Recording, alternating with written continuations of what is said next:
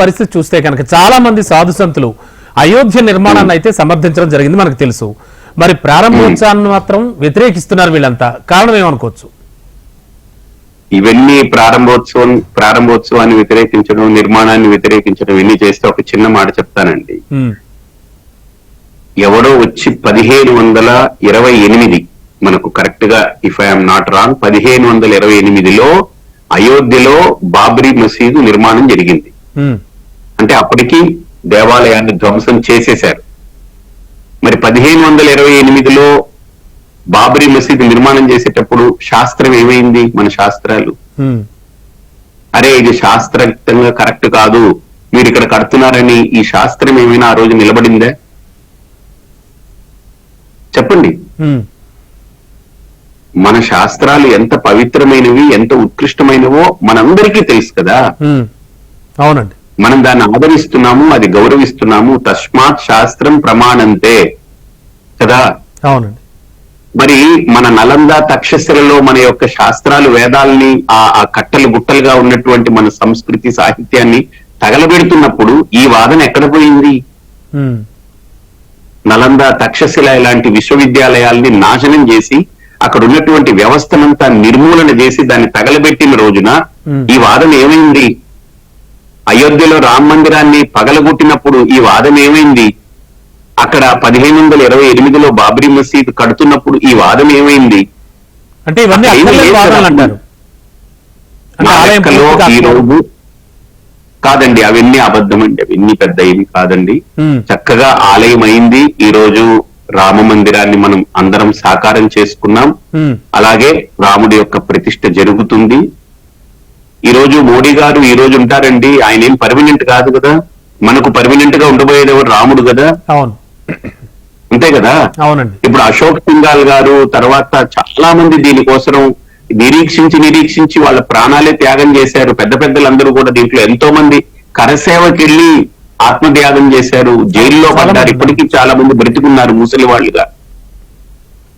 So నిజంగా దీనికోసం తాపత్రయపడి రోడ్డెక్కి ఆ రోజు దెబ్బలు తిని ప్రాణాలు వదులుకుని ఇల్లు వదిలేసి వాళ్ళ జీవితాలని మర్చిపోయి జైళ్లలో పడి వాళ్ళు కేసులు పెట్టించుకుని నానా యాతన పడ్డటువంటి వాళ్ళందరి యొక్క తపస్సు ఒక రకంగా అది చెప్పాలంటే. ఎంతో మంది సాధు సంతులు, పీఠాధిపతులు దీనికోసం తపస్సు చేశారు ఇది జరగాలని. ఈ రోజు అది సాకారం జరుగుతుంది మన కళ్ళ ముందు. శ్రీరామచంద్రమూర్తి యొక్క ప్రతిష్ఠ జరుగుతుంది. గుర్తుపెట్టుకోండి, ఇది రాముడి యొక్క ప్రతిష్ఠ కాదు, ఇది మానవ జాతి యొక్క ప్రతిష్ఠ.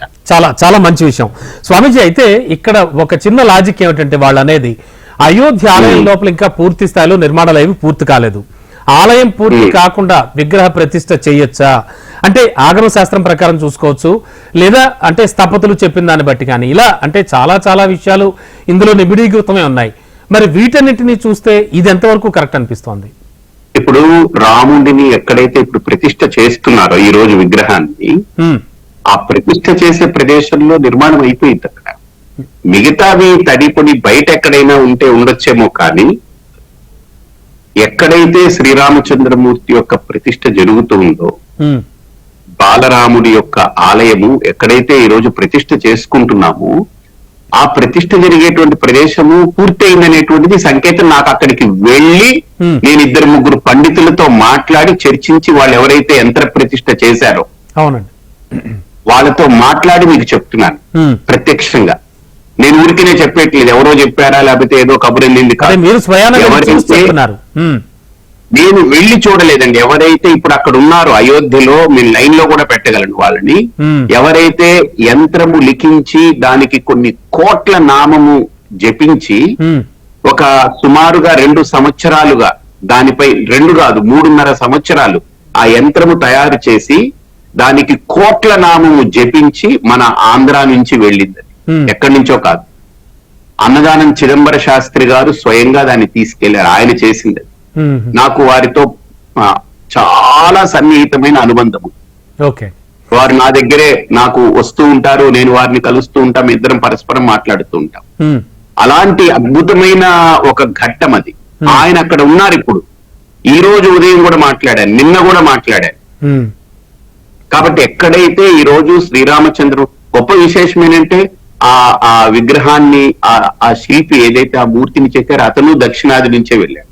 ఉమ్, ఈయన యంత్రము తీసుకెళ్ళింది కూడా దక్షిణాది నుంచే వెళ్ళారు. అంటే ఒకప్పుడు రామాయణంలో శ్రీరాముడికి ఆంజనేయ స్వామి ఎలాగైతే దక్షిణ భారతదేశానికి సంబంధించినటువంటి వ్యక్తిగా రాముణ్ణి భుజాన మోసి లంకకు వెళ్లి తన తోకకు నిప్పంటించినా సరే లంకని మొత్తం దహనం చేసి సీతమ్మ వారిని కనిపెట్టి తీసుకొచ్చి యుద్ధంలో రాముడికి యొక్క విజయాన్ని చూడడంలో కీలక పాత్ర పోషించి మళ్ళీ తిరిగి అయోధ్యకు తీసుకెళ్లి పట్టాభిషిక్తుడైనటువంటి రాముణ్ణి చూడడంలో ప్రపంచానికి చూపించడంలో కృతార్థుడు చరితార్థుడైనటువంటి మహానుభావుడు హనుమంతుడు దక్షిణాది వాడే ఎలాగైతే ఆ రోజు ఆ కార్యాన్ని చేశారో ఈ రోజు రాముడి యొక్క విగ్రహాన్ని ప్రతిష్ఠ విగ్రహాన్ని దాన్ని మలచడంలో కానీ అలాగే యంత్రాన్ని ప్రతిష్ఠించడంలో కానీ దక్షిణాది ప్రాంతం నుంచి జరిగింది.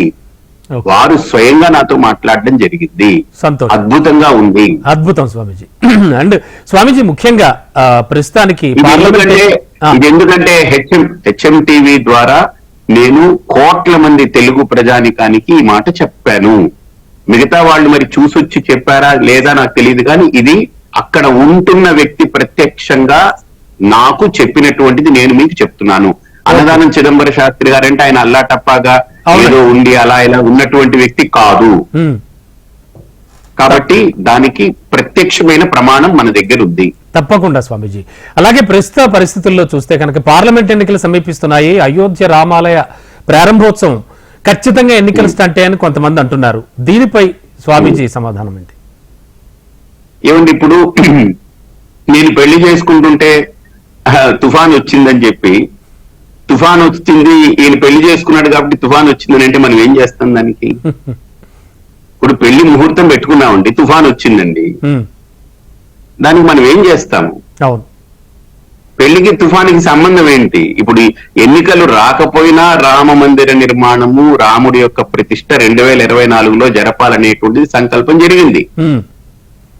ఖచ్చితంగా అది అంటే 1528 ముందు అక్కడ ఉన్నటువంటి దేవాలయ ధ్వంసం జరిగింది 1524-25 ప్రాంతంలో.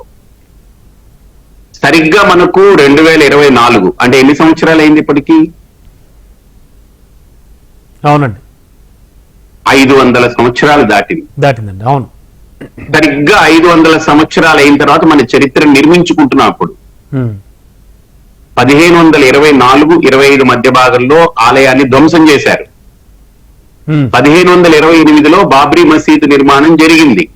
ఇంకా చెప్పాలంటే 1843లో వివాదాల కారణంగా స్థలం చుట్టూ ఫెన్సింగ్ వేశారు. అప్పుడు కానివ్వలేదు భారతీయుల్ని ఎవరిని, హిందువుల్ని.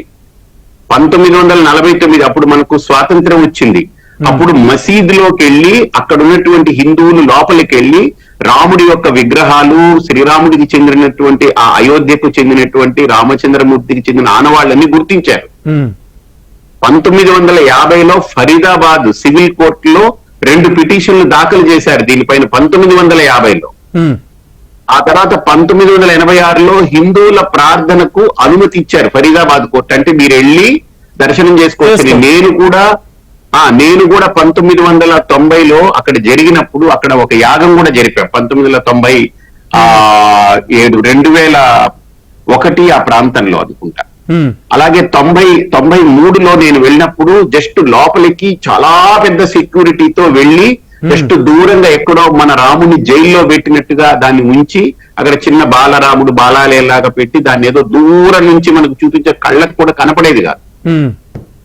అలాగ మనం దాన్ని చూసి బయటికి రావాలంటే నాకు అనిపించింది, ఏంటి మన రాముణ్ణి జైల్లో పెట్టినట్టుగా ఉందేంటిది, జైల్లో పెట్టారా ఇది ఏంటన్న ఫీలింగ్ కలిగింది నాలోనే. నేను అప్పుడు ఇంకా వయసు చిన్న నాకు.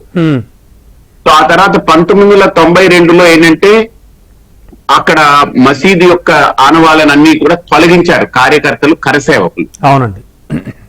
ఆ తర్వాత 2010లో ఏమైంది, సుప్రీం కోర్టులో ఒక తీర్పు వచ్చింది. ఏమనంటే అది సుప్రీం కోర్టు కాదు, అక్కడ ఉన్నటువంటి హైకోర్టు 3 భాగాలుగా ఈ వివాదాస్పద భూమిని 3 భాగాలుగా విభజించాలి అనేటువంటి ఒక వాదన తెర మీదకి వచ్చింది. అవును స్వామిజీ.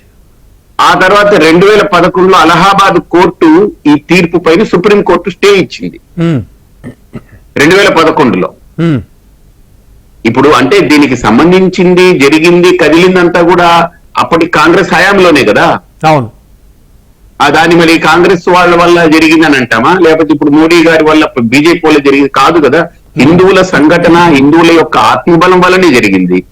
2017లో out of court settlement supreme court పిలిపించింది. అవునండి. సో దాన్ని మన వాళ్ళు దాన్ని పూర్తి స్థాయిలో తీసుకెళ్లి అలా కాదు, దీన్ని మనం ఈ రకంగా చెయ్యాలి, కోర్టులో దీనికి సరైనటువంటి ఇది రావాలనేటువంటి దాని మీద హిందూ సంఘటన జరిగింది. 2019లో రామ్ మందిరానికి భూమిని కేటాయిస్తూ సుప్రీం కోర్టులో తీర్పిచ్చారు. ఇంకా తర్వాత 2020లో రామ్ మందిర నిర్మాణానికి శంకుస్థాపన చేశారు. సరిగ్గా 2020లో జరిగింది. అవునండి. ఆ తర్వాత ఇప్పుడు 2024. అసలు నిజంగా చెప్పాలంటే 20లో శంకుస్థాపన చేసినప్పుడు ఏమీ లేదు, మొత్తం తెరమట్టంగా మొత్తం అన్నిటినీ సదును చేశారు. మరి 4 ఏళ్లలో అంత గొప్ప మందిర నిర్మాణం జరిగింది అని అంటే నిజంగా ఇది ఆ రోజు లంకకు వెళ్ళినటువంటి వానర సైన్యము, రకరకాల జాతుల సైన్యంతో శ్రీరామచంద్రమూర్తి లంకకు వారధి నిర్మించిన దానికంటే శరవేగంగా 4 ఏళ్లలో ఆయన మందిరాన్ని నిర్మించుకోగలిగాము అంటే ఇది మనందరి భారతీయుల యొక్క విజయంగా భావించాలి. ఇదేదో భారతీయ జనతా పార్టీ లేదా ఇది కాంగ్రెస్ వాళ్ళది లేదా ఇది ముస్లిం ఇది వీళ్ళది ఇది వాళ్ళది కాదు, ఇది భారతీయుల యొక్క విజయంగానే దీన్ని భావించాలి.